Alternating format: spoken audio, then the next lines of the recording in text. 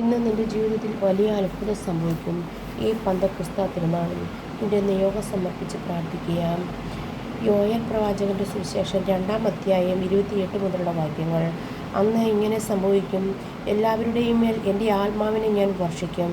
നിങ്ങളുടെ പുത്രന്മാരും പുത്രിമാരും പ്രവചിക്കും. നിങ്ങളുടെ ഭൃത്യന്മാർ സ്വപ്നം കാണും. യുവാക്കൾ ദർശനമുണ്ടാകും.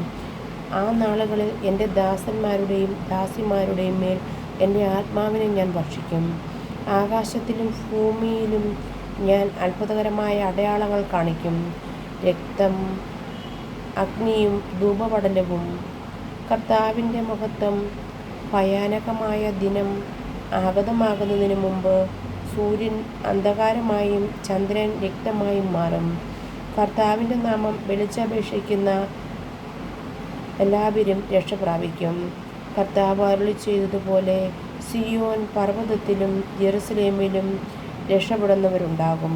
കർത്താവ് വിളിക്കുന്നവർ അതിജീവിക്കും. കാരുണ്യവാനായ കർത്താവേ, ശിഷ്യന്മാരോട് ചെകിയോനൊട്ട് ചാരി ധ്യാനിച്ചിരുന്ന സ്ലീഹന്മാരുടെ മേൽ പരിശുദ്ധാത്മാവിനെ അയച്ചതുപോലെ ഈ പന്തക്കുസ്ത തിരുനാളിൽ ഈശോയെ, ഞങ്ങളുടെ മേലും ഞങ്ങളുടെ കുടുംബങ്ങളുടെ മേലും മക്കളുടെ മേലും അങ്ങ് ആത്മാവിനെ വർഷിക്കണമേ.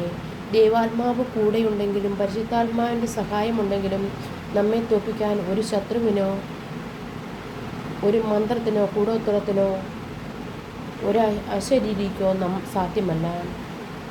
ഈശോയെ, പരിശുദ്ധാത്മാവ് അഭിഷേകം കൊണ്ട് ഞങ്ങളെയും ഞങ്ങളുടെ മക്കളെയും ജീവിത പങ്കാളിയെയും അങ്ങ് അനുഗ്രഹിക്കണമേ. ആത്മാവ് കൊണ്ട് ഞങ്ങളെ വർഷിക്കണമേ.